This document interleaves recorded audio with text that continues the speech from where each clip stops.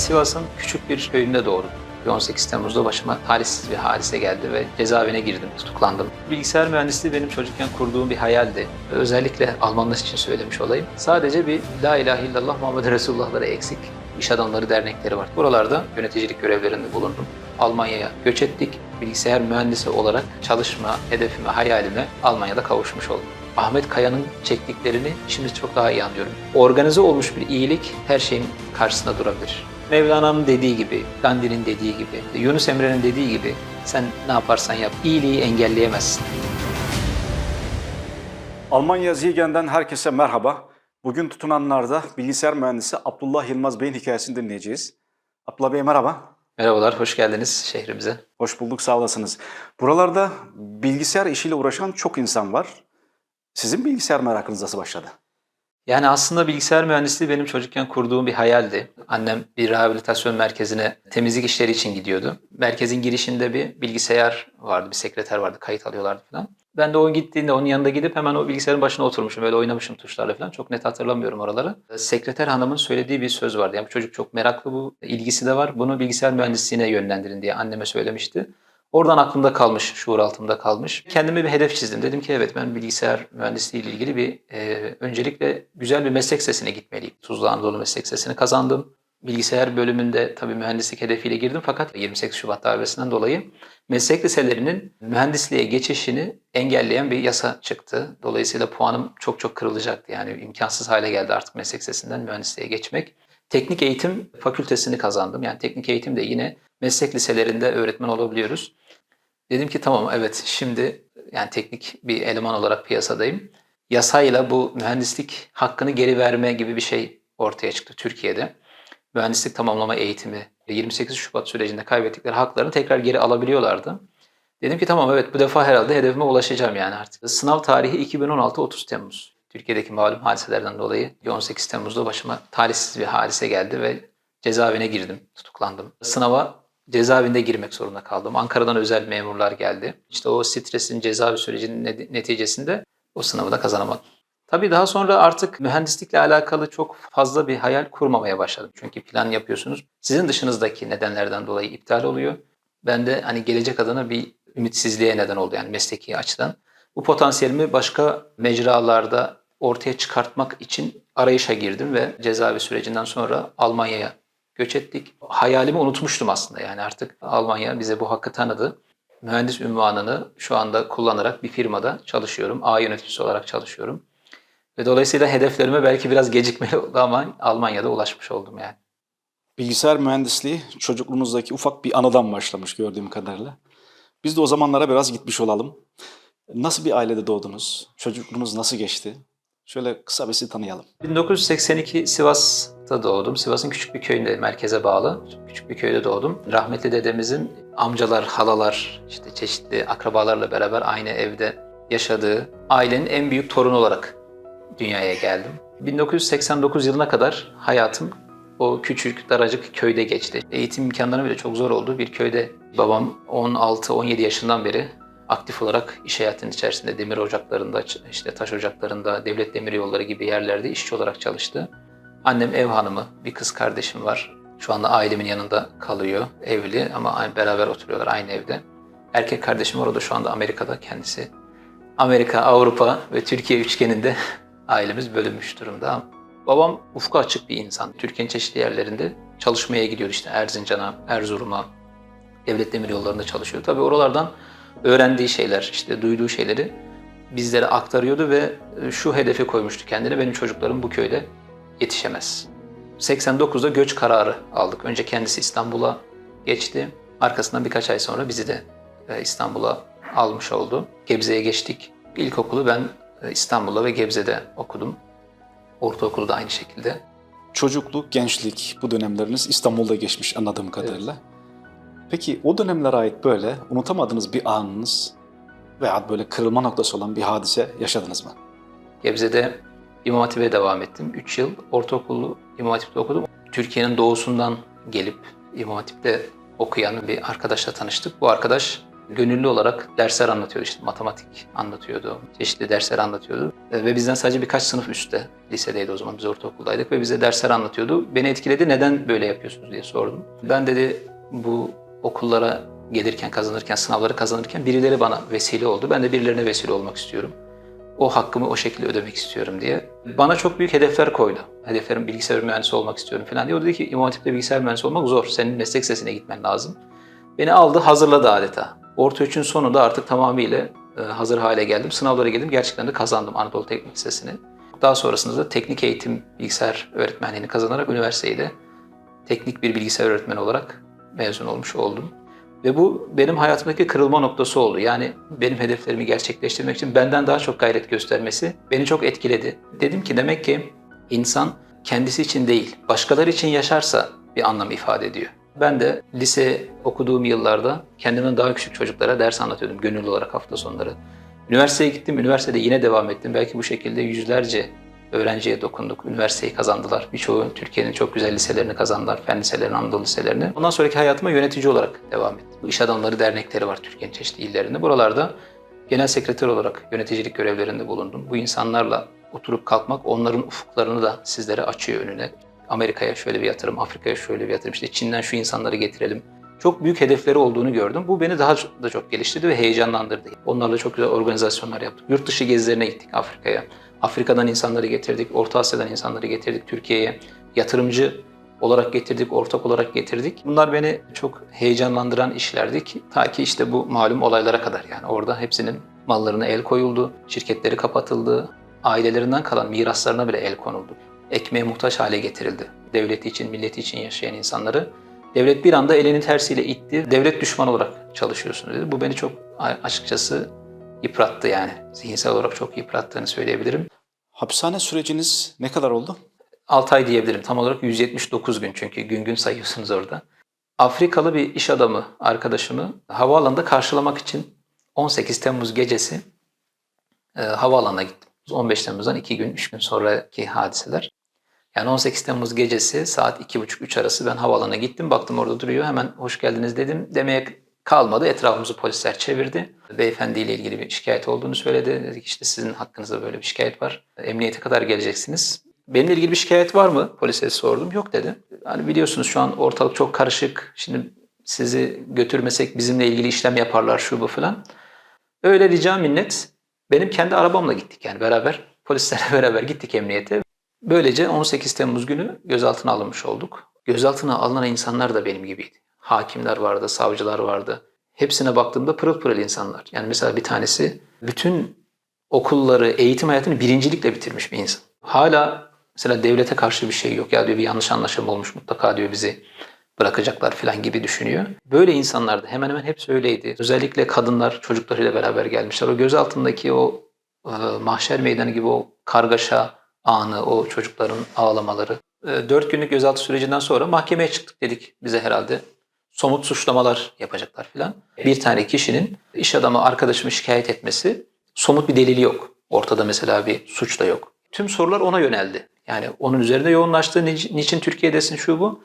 Tak direkt tutuklama kararı çıktı. Ben de onun yanında olduğum için bana zaten hiçbir soru sormadılar. İkimizi de tutukladılar ve cezaevine gitmiş olduk. İçeri girdiğimizde yalnızdık, sadece ikimiz de. Arkadan çeşitli insanlar gelmeye başladı. Tabii insanlar geldikçe böyle hani diyor, bekliyorsunuz ki böyle birkaç kişiyi öldürmüş katiller, şunlar, hırsızlar falan gelecek. Gelen insan öğretmen, ondan sonra işte mühendis, sonra iş adamları. Bulunduğumuz şehrin en önemli iş adamlarından bir tanesi geldi. Yani yaşlıydı, cezaevine girdiği süreçte 72 yaşında.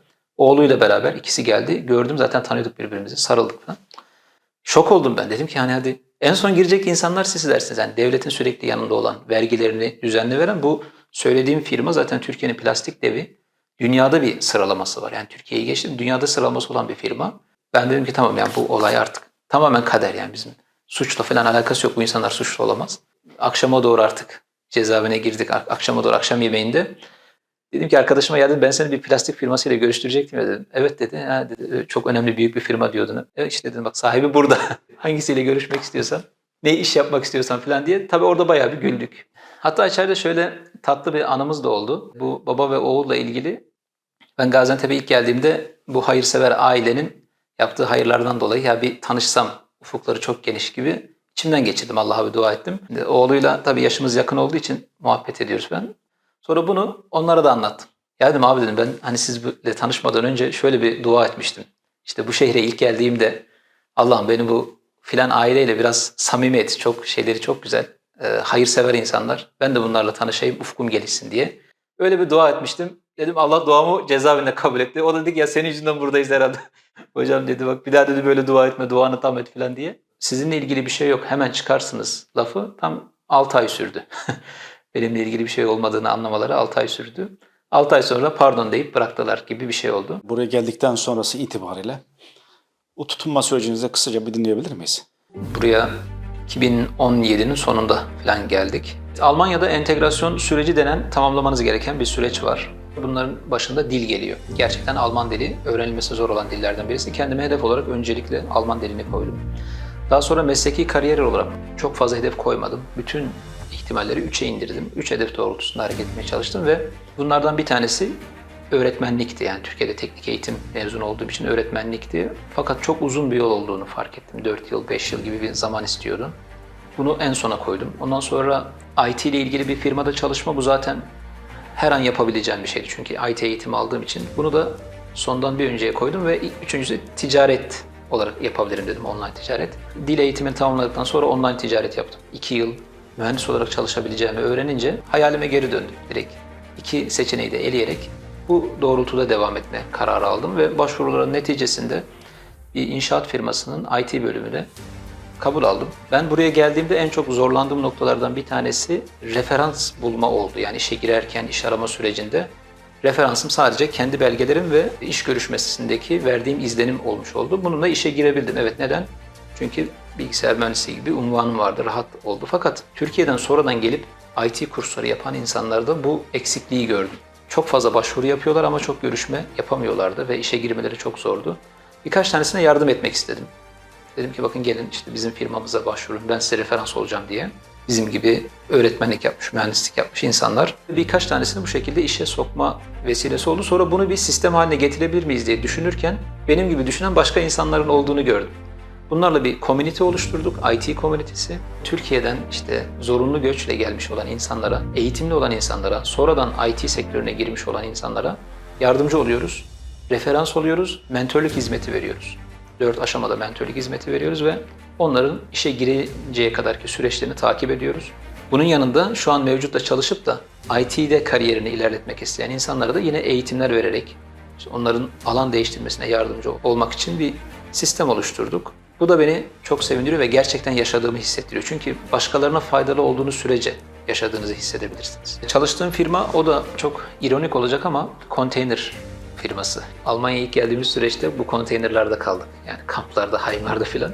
Yaklaşık 14 ay 4 kişi tek bir odada kaldık. Evi bulana kadar, bu evi bulana kadar.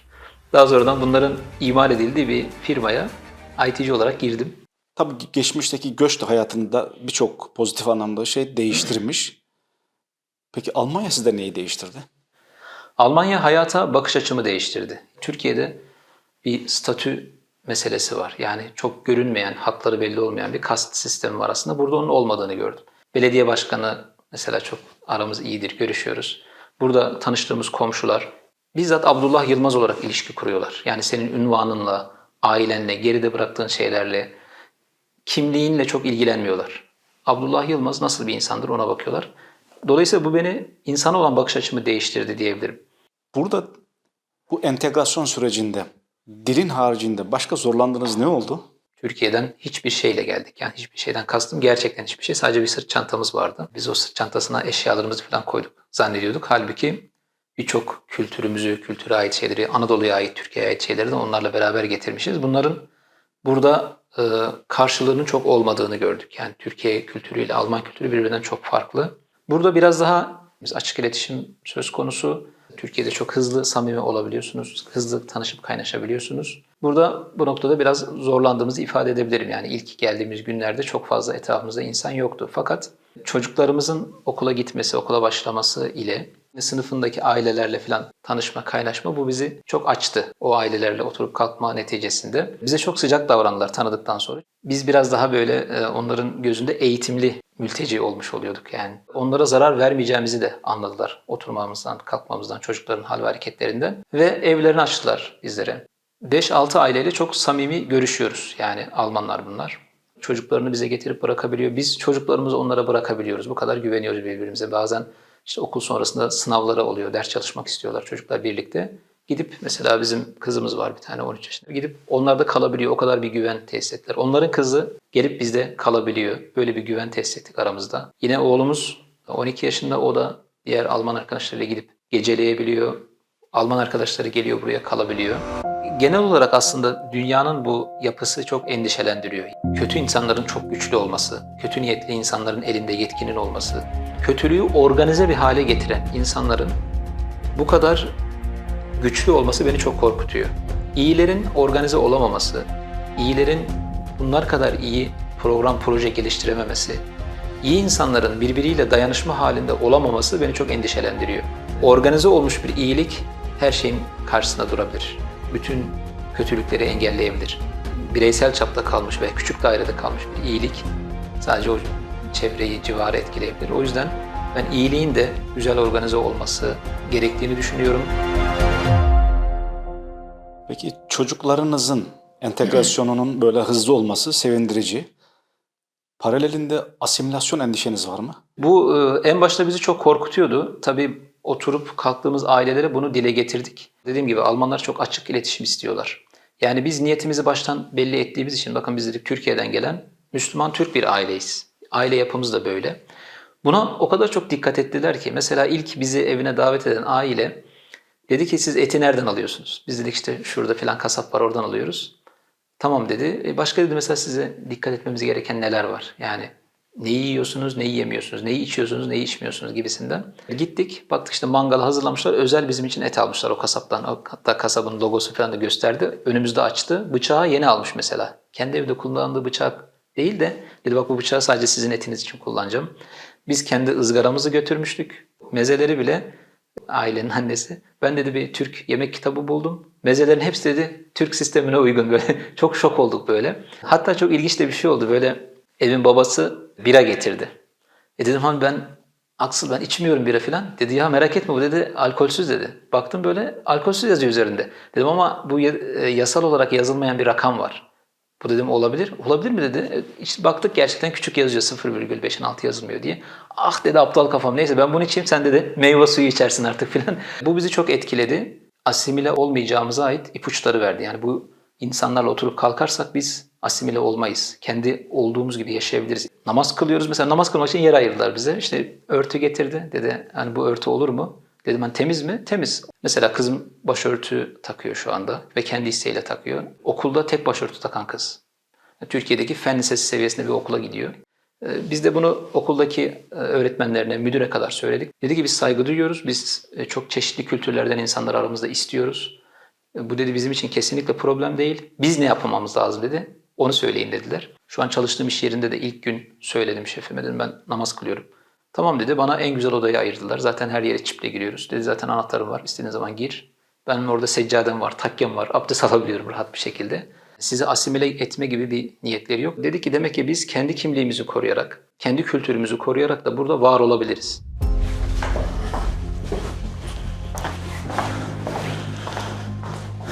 Merhaba Nurullah. Nasılsın? Entegrasyonumuzu kolaylaştıran bazı hadiselerden birisi de bulunduğumuz şehirde bir kültür merkezinin olması.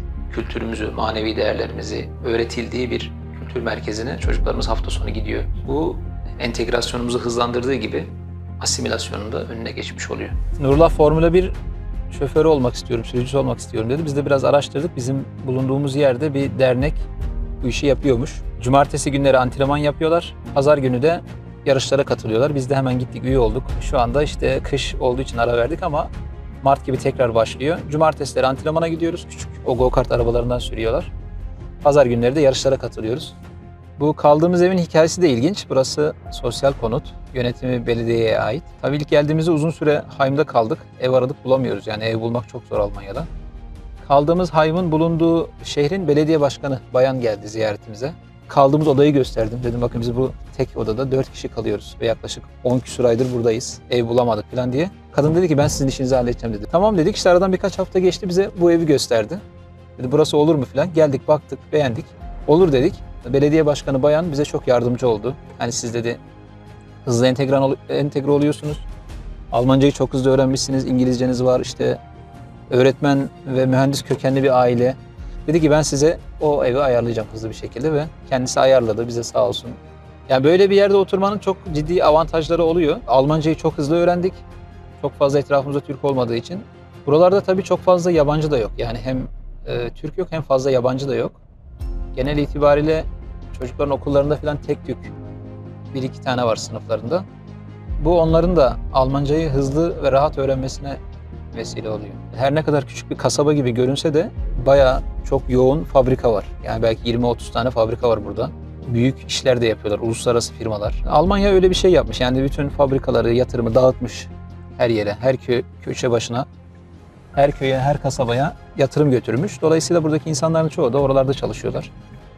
Ya bizdeki gibi sanayinin büyük bir kısmı sadece İzmit, İstanbul arasında değil yani. Burada dışarıdan baktığınızda çok küçük bir kasaba, köy gibi görünen yerde bile uluslararası marka olmuş çok büyük firmalarla karşılaşabilirsiniz, denk gelebilirsiniz yani. Nüfusu dağıtmış Almanya. Bu da tabii ki ister istemez istihdamı etkiliyor. O bölgedeki, o yöredeki insanların orada kalmasını sağlıyor. Büyük şehirlere göç etmeyi engelliyor. En küçük köye kadar marketini, alışveriş yapılacak merkezlerini, ondan sonra doktorunu, eczanesini, her şeyini götürmüş, taşımış. Dolayısıyla insanlar daha büyük şehirlere göç edeyim gibi bir ihtiyaç hissetmiyorlar. Hatta burada özellikle belli bir yaştaki Almanların çoğu hep böyle kasabalarda yaşıyor, köylerde yaşıyor. Çünkü evler müstakil, büyük, bahçeli. Daha rahat ediyorlar. Her şeye ulaşabiliyorlar çok hızlı bir şekilde. Normalde Türkiye'nin yarı yüz ölçümüne sahip ama nüfus yoğunluğu açısından Türkiye'den daha yaşanabilir bir yapıya sahip. Aynı nüfusa sahip olmasına rağmen. Geldiğimizden beri de bu evde oturuyoruz. Komşularımız falan çok iyi. Komşuluk ilişkilerimiz çok iyi. Her mesela yılbaşında biz onlara hediye gönderiyoruz. Onlar bize hediye gönderiyor. Almanca'da Ostern deniyor. Paskalya bayramında biz onlara hediye gönderiyoruz. Onlar bize hediye gönderiyorlar. Genel itibariyle hayatı huzurlu yaşayan insanlar. Genellikle kendilerine çok zaman ayırıyorlar. Akşamları aileleriyle geçirmeyi seviyorlar. Hafta sonları aileleriyle geçiriyorlar. Özellikle böyle işte yürüyüş yerlerine, ne bileyim ormanlara veya işte göl kenarlarına gittiğinizde hep beraber ailecek bisiklete bindiklerini, paten kaydıklarını, çocuklarını gezdirdiklerini, ev hayvanlarını gezdirdiklerini görüyorsunuz. Ve hepsinin yüzüne tebessüm var, gülücük var. Herkes birbirine merhaba diyor. Mutlaka bir halo diyor yani en azından. İnanç yönüyle nasıl? Alman aileleri genelde inançlı. Aileler inanç açısından iyi. Bizim orada 5-6 tane ayrı kilise var. Böyle dikkat ediyorum. Cumartesileri, pazarları çoluk çocuk ailecek.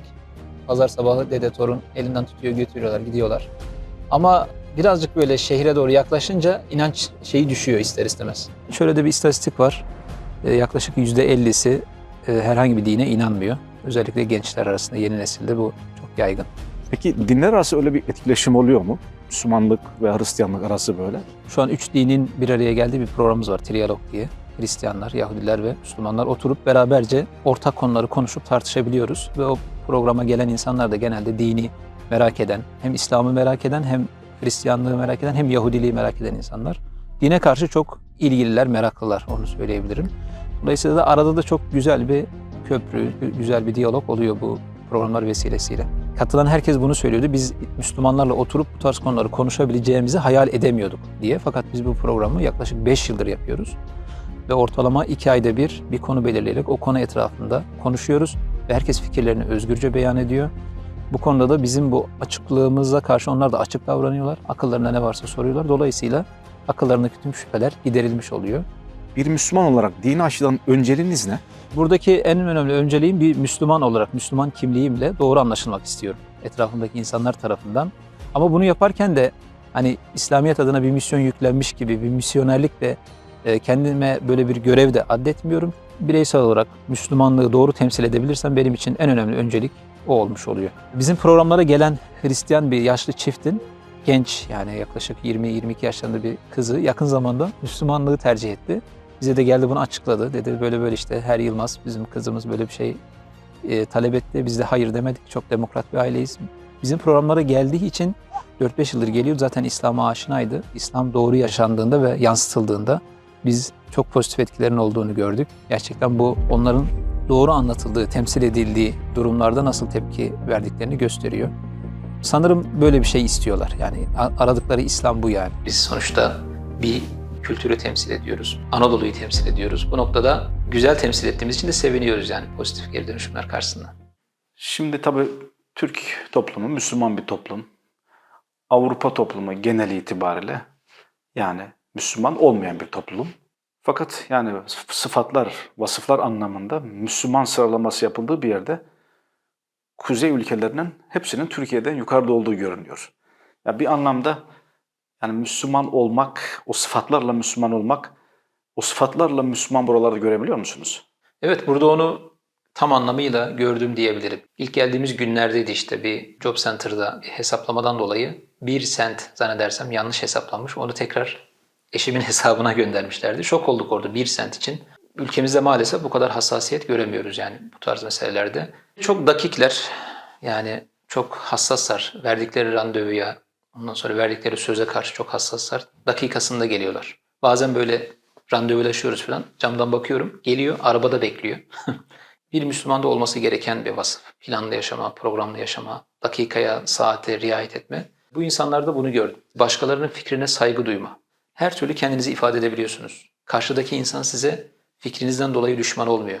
Veya kendi fikrine sizi yaklaştırmaya çalışmıyor. Sizi etkilemeye çalışmıyor, manipüle etmeye çalışmıyor. Ülkemizde maalesef bu fikir meselesi ayrılmak için bir neden olarak görünüyor. Bu kadar yasalara bağlı, bu kadar birbirinin hakkına saygı duyan, hassas yaşayan insanlar, özellikle Almanlar için söylemiş olayım, sadece bir La ilahe illallah Muhammed Resulullah'ları eksik. Ondan sonra belki de bizden daha iyi Müslüman olurlar. Eğer onlar bir gün gelir topluca Müslüman olurlarsa veya İslamiyet'e girerlerse bizleri beğenmezler diye düşünüyorum. Göç hayatınızda birçok şey size kazandırmış.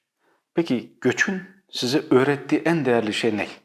Dünyanın fani olduğu hissi, bu etrafımızdaki hiçbir şeyin sabit olmadığı ve bir yere doğru gittiği hissi bende tam oturdu. Hızlı uyum sağlamanın ne kadar önemli olduğunu gördüm. Yani çok hızlı kabullenirseniz, olan olayları, geçmişinizi çok hızlı bir şekilde arkada bırakırsanız, yük olarak sırtınızda taşımazsanız, dikiz aynasına bakarak yol almaya benziyor arabada. Yani çok fazla mesafe kat edemiyorsunuz maalesef. Teyipten Türkiye türküleri açarak ağlayanlar falan şu bu. Bunların entegrasyonunda çok zor olduğunu gördüm yani. Evet, biz de hüzünleniyoruz, ağlıyoruz. Özellikle Ahmet Kaya'nın çektiklerini şimdi çok daha iyi anlıyorum. Ben müzikle de ilgilendim bir dönem. Gitar çalıyordum. O dönemde de Ahmet Kaya'nın parçalarını dinlerdik ama o zaman çalma niyetiyle. Şimdi çok daha iyi anlıyorum. Yani şimdi o düşünceleri, o sözleri yazarkenki ruh halini, yaşadığı hadiseleri, geride bıraktıklarını ve gelecekte onu bekleyen şeyleri düşünerek yazdığı cümleleri, kelimeleri şimdi daha iyi idrak edebiliyoruz diyeyim. Herkesin görebileceği bir yere bir şey yazmak isteseydiniz ve bütün insanlar onu görecek olsaydı ne yazardınız? Beni hayatımda en çok etkileyen cümlelerden bir tanesi William Wallace, İskoç kahramanı. Onun bir sözü var, diyor ki herkes ölür ama herkes gerçekten yaşamaz. Bu çok önemli bir kriter benim için. Herkesin gittiği yer sonuçta bir metrekare bir toprak ama geride bıraktıkları önemli. İşte bu benim için çok önemli. Ne yaşadım? O yüzden bu cümleyi kendime motto edindim. Herkes ölür ama herkes gerçekten yaşamaz. Gerçekten yaşamaya çalışmak gerekiyor. Hayatımı da buna göre dizayn etmeye çalışıyorum. Sizin belki iradenizin dışında böyle bir göçe zorlanmanızdan kaynaklı ülkenize karşı, vatanınıza karşı bir kırgınlığınız var mı? İster istemez oluyor. İnsan aldığı eğitimi, bu potansiyeli kendi ülkesi için kullanmak istiyor. Fakat kendi ülkesinin bunu istemediğini görünce ister istemez tabii ki insanda bir kırgınlık oluyor. Benim amcam var, halam, dayım, teyzem hepsi var. Ben birilerinin akrabasıyım, yeğeniyim. Benim kötü olmadığımı açık ve net biliyorlar. Benim gibi olan herkes de birilerinin amcaları, halaları, dayıları, teyzeleri. Herkes birbirinin akrabası bu şekilde. Baktığınızda çok büyük bir kitlenin kitlesel bir şekilde bu insanların kötü olmadığını biliyorlar. Fakat buna göz yummaları, müsaade etmeleri beni biraz kırdı diyebilirim. Dönmeyi düşünür müsünüz? Kalıcı olarak oraya dönmeyi veya Türkiye'ye dönmeyi çok düşünüyorum diyemem. Belki akraba, eş, dost ziyareti için ara ara dönebiliriz yani. Sizi bundan sonraki hayatınız itibariyle en çok endişelendiren şey ne?